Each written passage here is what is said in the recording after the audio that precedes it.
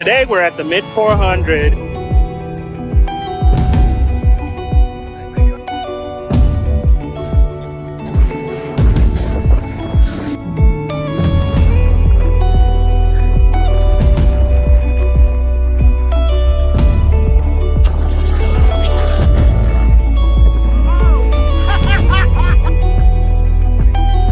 There you go. Done right.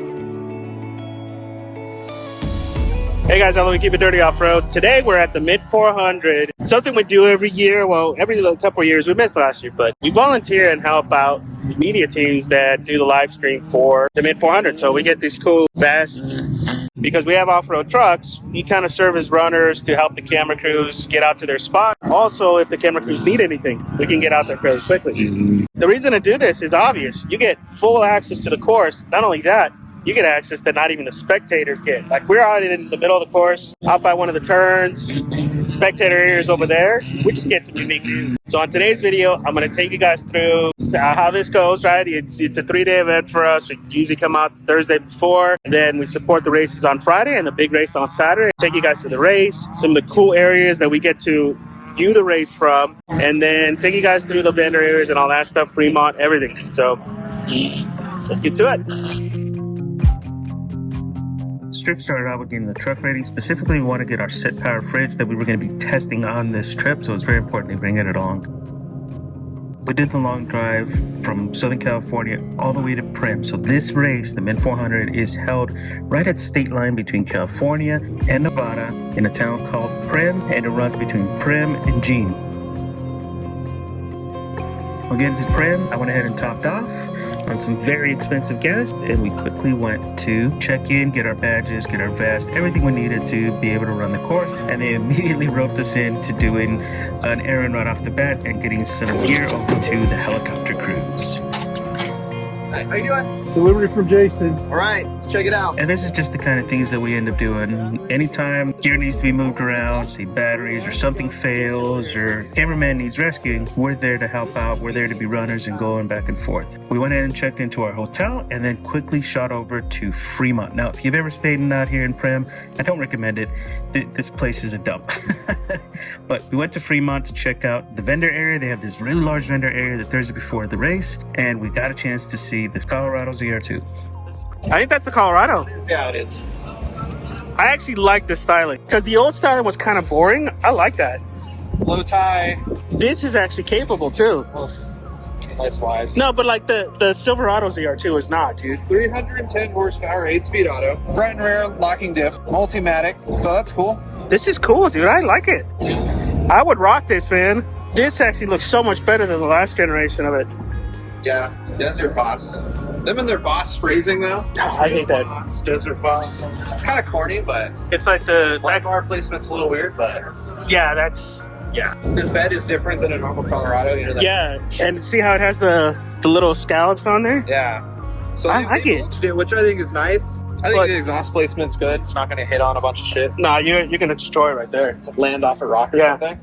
Like they have the AV version Yeah. that has little skid plates that come through here. I think the only thing that has to go is the bumper, you know, because of how low that is. Approach right there. That's gonna nosedive like crazy. But dude, the aftermarket will fix that.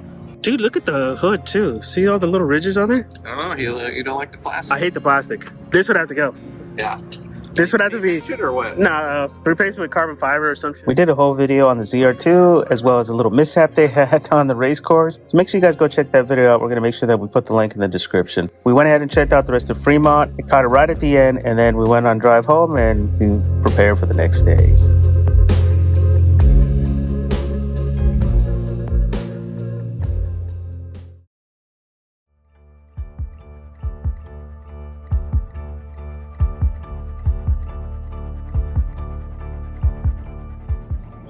This is just kind of like the media compound.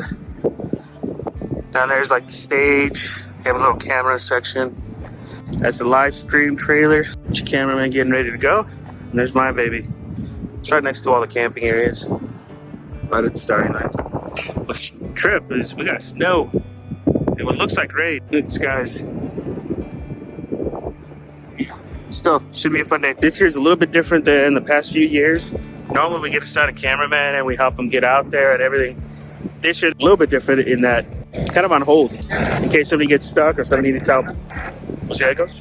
Rather than wait at base camp, we decided to go to the starting line and check out the start of the limited race. It's a pretty cool race. This is mainly UTVs and 1600 class buggies. There was also going to be a Gamdrew class, so we really want to check out the start of the race, and we had plenty of company. There was a ton of media. There was helicopters all around. Rescue was all there, so there was quite a bit of people, and it was a really great spot on the opposite side of the track, away from all the crowds.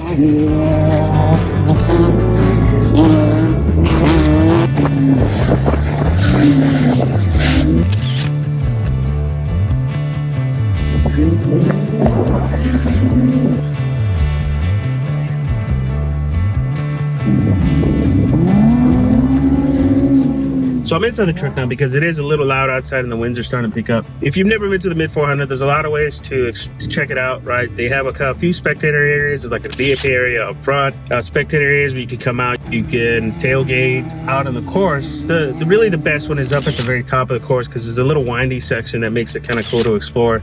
The other ones, in my opinion, are not as good because it's just a straight line view. Most of the time, they don't really go fast through there because the race trucks don't want to brake because it's whooped out sections. They don't want to flip. My favorite spot to go spectate is at Fox Proving Grounds. It's not open to the public. Don't even try to get out there because it's actually a dangerous spot. There's this little V-shaped section where the camera guys set up and the drone guys set up out there, and it's a really cool spot because you can see multiple sections of the course. You can see out into the lake bed. There's really good cell reception there too, so you can watch the live stream. So to me, that's my favorite spot, and every time I'm out here, I'd like to go to there and check it out. So Fox Proving Grounds was going to be our next destination, but before we could do that, we did have to go check on one of the cameramen because they had a gas situation, so we had to run some gas from. One thing that we noticed on the way there is that park rangers were really fierce this weekend. They were getting everybody on speeding, on flags, you name it. Because we're part of the crew, they stopped one of our guys and informed them that he needs to have a flag. Eric and I already had a flag from the last time, so it didn't give us any trouble, but after we got the gas can, we had to get everybody some flags. So we spent the first part of the day getting a couple of the cameraman flags to make sure they didn't get in trouble with the park rangers because they were pretty fierce. And then next up is my favorite spot, Fox Proving Grounds. One of the best views of the race. It's not easy to get to, but the views are epic out here. Now, I apologize. A lot of my audio here is very much unusable because of the winds. The winds were starting to really pick up and the weather really started changing. So, I apologize. Some of the audio is going to be barely legible. I fucking hate when people say that the ZR2 can race because that's the ZR2 racing. Look at its speed. Look at its speed compared to the guy behind it. Oh, yeah, I can race it. Yeah, I can fucking race that slow too. That's not racing. That's a Sunday drive. This guy right here is definitely gonna pass the fucking ZR2.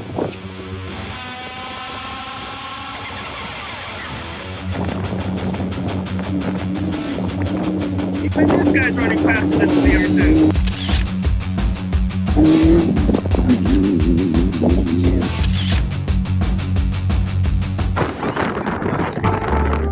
I could go up that quicker. Toronto ZR2 racing. Yes. Look how fast they are. I think I could run faster than that.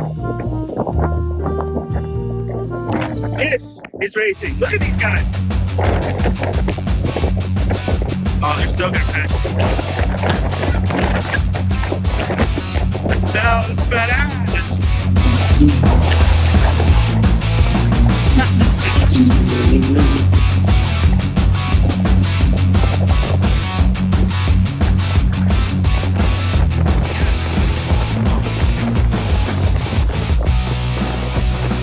Why is it going so slow? Come on. Step ahead.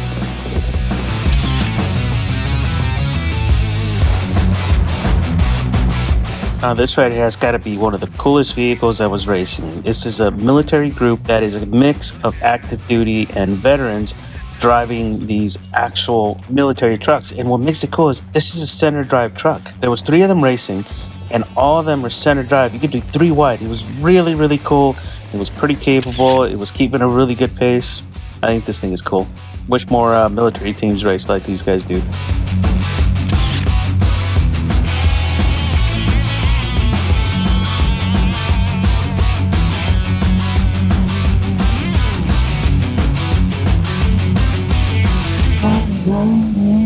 That's a Miata right there. Badass. Diesel Mercedes, that's badass. Fucking limo. It was really cool to see the Gambrel class included as part of the Mid 400 this year. There was some really cool entries, especially this limo.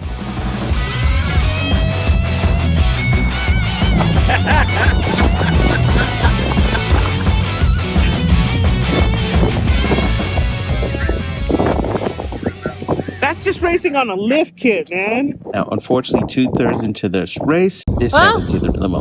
We made it to mile marker 63, 64. We done neither good this time. Whoops.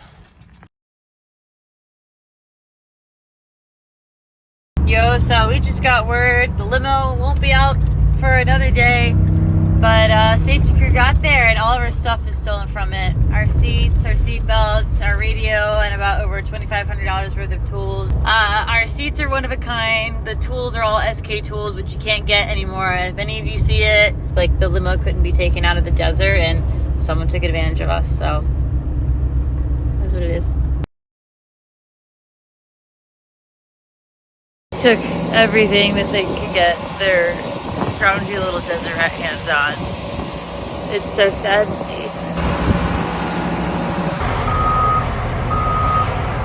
We have her on trailer. We are headed home to Utah. She looks sad and people still want to look at it, take pictures, but it makes me sad. If you guys want to help, be on the lookout for all the stuff this guy stole. It's pretty unique. And then second, Gabby has an Instagram GoFundMe link in her bio. Now from here, you could tell that the weather was starting to change. The clouds started getting darker, so we know some rain was coming. So we decided to go back to the home base. And look what happened. This is around the same time that the qualifying race would be starting.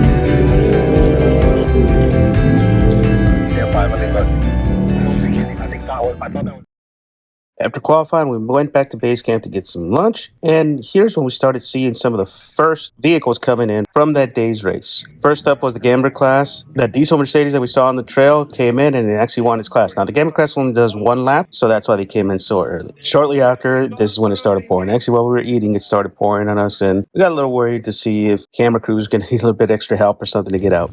Yep, it's raining at the Mint. It kind of sucks, but it means we're going to be busy this afternoon because the camera guys are going to have a hard time getting out.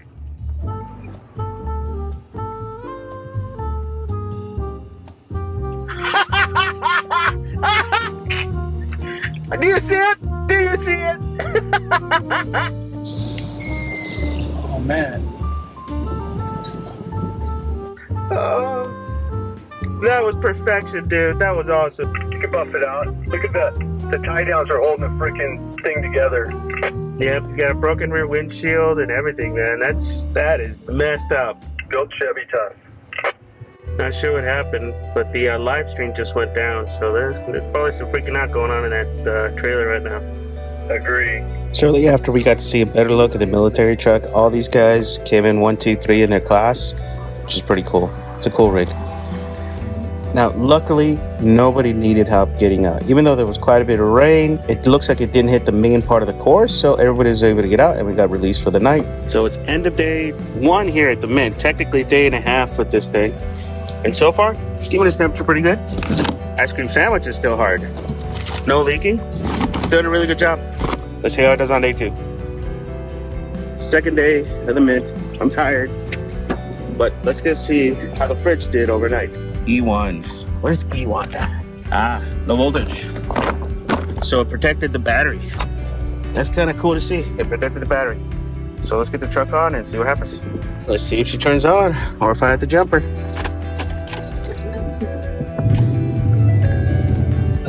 Alright, so we drove back to the compound already. Turned on the truck. Everything's back to normal. So it did do the battery protection last night, which is good. I was able to start the truck. Now, big question.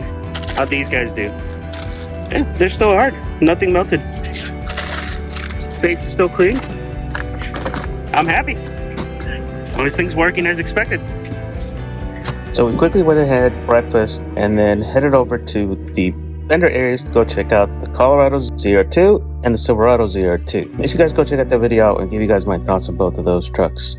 Now, today was going to be a lot of the same from the first day. We were kind of in a holding pattern again, waiting for our assignments and stuff to do the day. It works. Still frozen. This is ice cream. How's it look though? It's not all runny and shit, right? All right.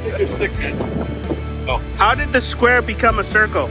I don't know. She cut corners. So rather than wait there at base camp, we went again to the finish line, and it's time to get to see the grid walk as well as the unlimited race. Now this right here is one of the coolest parts about the Mint 400. It's what they call the grid walk. This is where they allow just about anybody to come out and walk, check out the rigs. A lot of YouTube channels and companies will actually do interviews too during this time, so it's pretty cool. Definitely something new you get to enjoy here at the starting line of the Mint 400.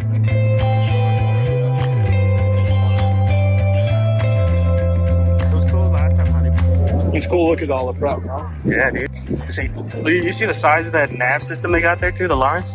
So, do you see their light panels, dude? I think those are a little bit better than the Switch Pro stuff. I wish they looked like that. That is, I think that's a Spot. Is it? That's their competitor. And they have a digital version too, like touchscreen version. Look at that minimal travel, man. A lot has similar designs, though. You notice that? There you go. It's done right. That's right. It's the right color. Arcan. It's not Pro Eagle, but No, this is like a $2,000 jack, though. yeah. Oh, is that a Pro Eagle? No, that's a race jack. Wait, that's right. This Ridgeline, dude. This Ridgeline's been. The only thing is Honda is the motor. I know, but that doesn't matter though, dude. This thing's been competitive, right? He's been in a ton of races and he finishes, which is more than you could be said for other ones. Hey, dude, honestly, fucking a nice V6 Honda power plant is fucking badass. You gotta give the Ridgeline guys a lot of shit, but dude, No, that's pretty. you could do. That's cool. There are no like ZR2s out here, right? No. For Colorado's where we found. I don't know why. The mid's kind of open to almost everybody. I don't know why there isn't like a Raptor class. Yeah. Well, why isn't Ford racing in the Raptor class? I mean, they spent a shit ton of money bringing all the Broncos and everything here. You think they would be racing out here? Get the fucking Arizona guys. They're fucking out here anyways, supporting the Rays. Why aren't they racing?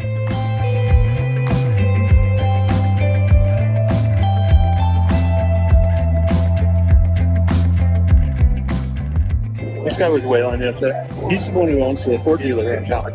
Really? Yeah. Team Ford?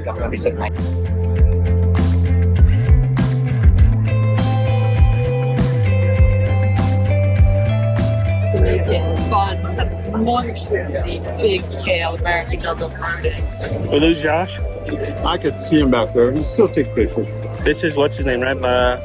See, look at that dude. He goes old school, man. I know, but look how old school he is compared to all the other ones, right? Still using regular switches and all that stuff. Yeah, it's a little bit more busy, but I bet you it's more reliable. DJ Baldwin, one of the biggest characters. And he's a big guy. Yeah.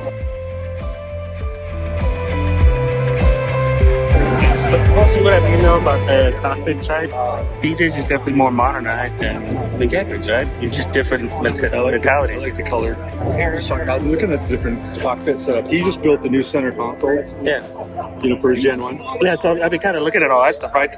You look at the different methodologies, right? A lot of them are going to more of these modern consoles and all that stuff. But you got some of the old school guys that just stay with the old reliability with the dip switches and all that stuff. It's a trip to see, man. Different methodologies, because he's continuously winning. Continuously. Right? So he's not fucking with it. Love this. That's what you need to do. So, instead of Band-Aids. See what I mean? Look at how different it is. Liner's definitely going for more modernized. See, it's a less busy dash. Yeah. Right, it's all digital displays and everything. Even he has his display up to his side and everything. Well, another thing too, you notice a lot of these guys are using carbon fiber, while mechanics are still using aluminum. And aluminum, you just drill it and re-rivet it and all that stuff. Look at this. Only 2 lights on this whole freaking thing, man. Yeah, because he's not expecting to run at night. I think those 2 things, like in a pit, they'll put on the bar. Yeah, they'll put on the bar, and then see how they have slots in the front? They'll actually put on lights in the front too. Where's the plugs for that shit? Down there. So you see it? Yeah, I do. They're using a military style connector. Yeah, I see that, but I see it up front where, here it is. It's right there. There's their lights. So take this shit off. Yeah, you just take that side off and that. Yeah, they open. But that's pretty smart though, man. It's less weight, less wind resistance. It's advertising, and at nighttime when no one can see it, see they got your Baja right there. Man, that's pretty cool. That's smart. The only drawback is that's a longer pit, right? Guys, look at that. That's, old school freaking breaker bar. Yeah, look at that. Drilled out and everything. This thing's cool, dude. It's very different. See it? Why does he has the side lights. You see that? Yeah. That's a trip. What's the purpose of that? I guess to see the sides of the trail. Yeah. It might be important here in mid. Now you can't run PCI and rugged. You got to either be one side or the other. That's a PCI nav antenna, dude. That's a navigation antenna. The GoPro up there. Yeah, and they're set up so that the guy can turn one on at a time. They turn it on at different stages of the race to get the footage they need. He went modern with his setup, right? See, he's all carbon fiber. You see where the impact is at? Easily accessible. Oh, check it out. Check out where the radios are. It's like, dude. He's got an overhead console, man. That's pretty cool. I like that. These are like leaps and bounds ahead of everybody else in the layouts and everything, man. That's pretty cool. I like the tool right there. I know. That's what I was telling him. He's got the tool there. Looks like they got a kit there. What's that? That's power steering, maybe? Yeah, maybe. Look at all his cameras and shit. That's the one to probably televise. This is cool, dude. His setup is very different. Dude, everything about this truck is different than everybody else we've seen so far in the top 10. You know? Yeah. And the internet's on the top. Yeah, of course. That's pretty cool, man. This is a cool truck. Just the same. You guys about the same size. Shut up. So it's just proof. Yeah. You don't need to be freaking BJ Baldwin. I know. It's to our benefit, right? Let's wait. 10 years. I like watching the different approaches, right, to see how they all do it. Like when Brenthos shows you like the standard, right? That's what the industry does. That's the fleet. Yeah, but his is so different, man. His truck is so different. And look at it. Look at the front too. He's doing a J-arm setup. See how it's I don't know chromed out? what JR. J-arm means that rather than it being an A-arm that's centered on the wheel, the J-arm is ahead or behind it. Oh, it curves. See how it's Hey, it in front happens of to it? everyone. Yeah. I got you. Because it kind of hooks like a J. I wanted to see this Dodge Ram, dude, because this thing is nuts. Yeah. This thing looks big and heavy.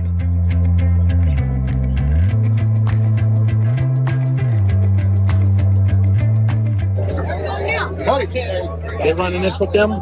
Yeah. So the shock bucket looks stock. Shock's that big on the back, not on the front. No, but the shock bucket looks stock, and then look at the stroke of the bypass compared to that. That's fucking weird. That is weird, dude. This thing weighs 10,000 pounds. Hey, if it can finish, it doesn't matter, right?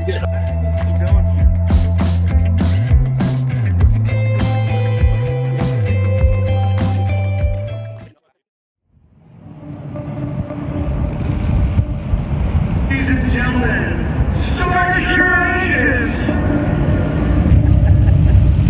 That rumble.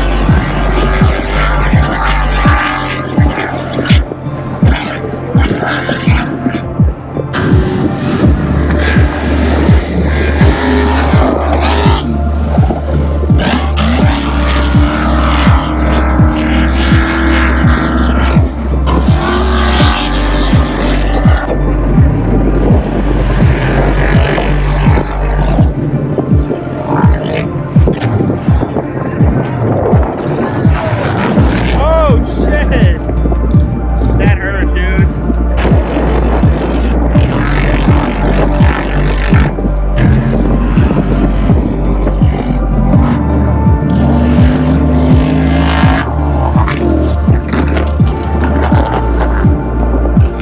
He's out of the race. He just drove off the course after that nosedive. That sucks. There's just two in. Oh shit! Look at him.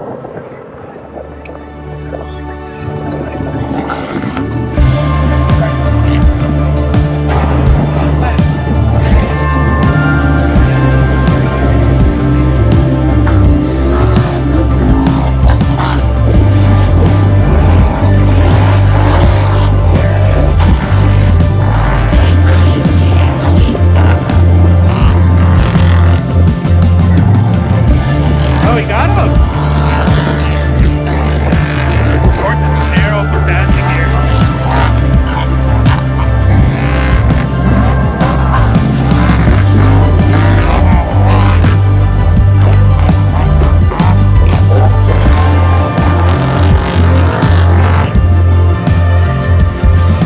So right up ahead of me is the race course, right? We can catch him roosting through the corner, or we can go straight to the lake bed and just catch him high speed. We can just go to the lake bed. Let's check that out. Okay, so here we have to go left. This little next section is slow, guys, but it's the only way to not be on the race course. Sounds good.